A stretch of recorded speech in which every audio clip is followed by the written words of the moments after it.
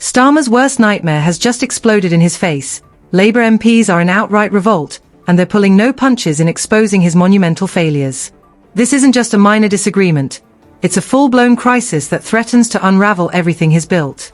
Let's cut to the chase. Starmer was once the Director of Public Prosecutions, a role that should have been synonymous with tough stances on crime and an unwavering commitment to justice. But now, serious allegations are surfacing about his time in that position. Cases that should have been straightforward were seemingly swept under the rug, creating a troubling pattern of negligence. The horrifying truth unveiled by the recent Hydrant program is that grooming gangs are still operating, sexually abusing 2 children every single day in this country. Where was Starmer when this was happening? He was supposed to be at the helm of the Crown Prosecution Service, ensuring the safety of our most vulnerable citizens. A former senior detective, Simon, has come forward, stating, "The guys we couldn't catch are still out there." That's a damning indictment of the system Starmer was responsible for. You might say, that was then, this is now. But here's where it gets even more alarming. Starmer's own party has blocked a national inquiry into these grooming gangs at a time when we know that hundreds of kids are being exploited. His lack of action is like watching a slow-motion disaster unfold. The connection between Starmer's decisions as DPP and his present-day choices is becoming glaringly obvious, and it's not a pretty picture. The ongoing exploitation is happening right under our noses, while Starmer remains silent, shutting down any attempts to investigate thoroughly. Political commentators are labeling this a catastrophic blunder, indicating that Starmer has completely failed to grasp the urgency of the situation. When leaders lose touch with reality, they lose the public's trust. This issue isn't just about one bad decision.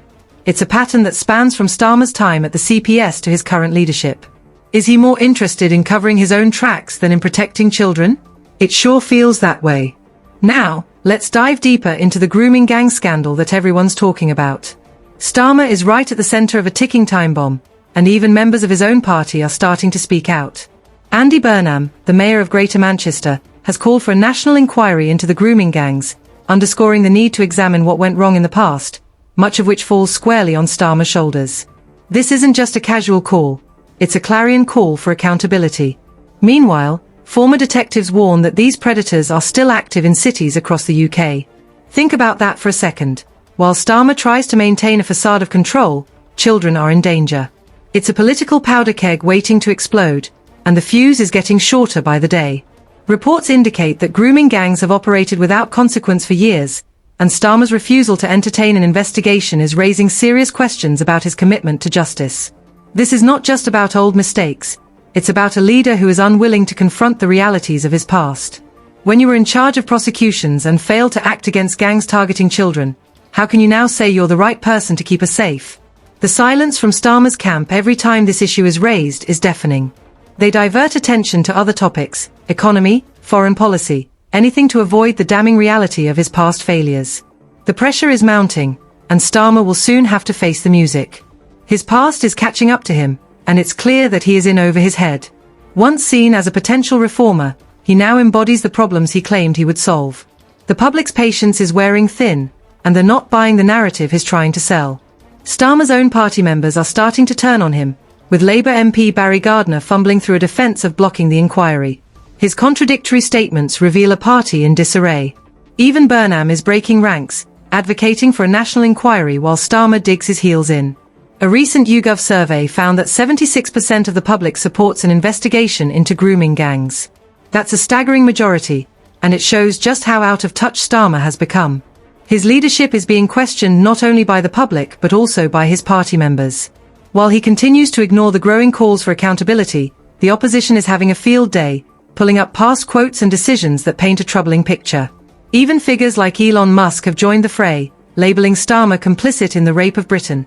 The disconnect between Starmer's stance and public sentiment is widening, creating a leadership crisis that is festering within the Labour Party. With 68% of people believing Starmer will be out within a year, the clock is ticking. The political landscape is shifting, and whispers of potential challengers are growing louder. Big donors are getting nervous, and when those with deep pockets start sweating, it's a sign that trouble is brewing.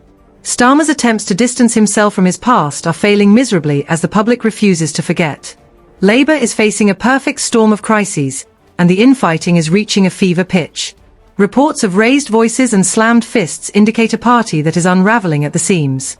Some members are questioning Starmer's centrist approach while others feel abandoned by their own party. This lack of unity is crippling Labour's ability to mount an effective challenge to the government.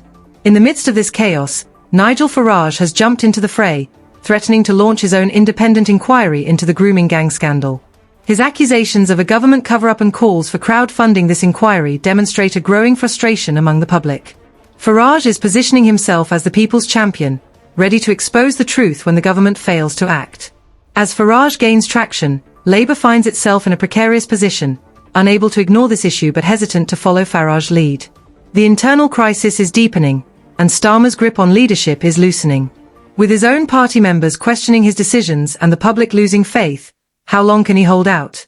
This is no longer just a political disagreement, it's a full-blown existential crisis for Starmer and the Labour Party. The pressure is building, and it's only a matter of time before something gives.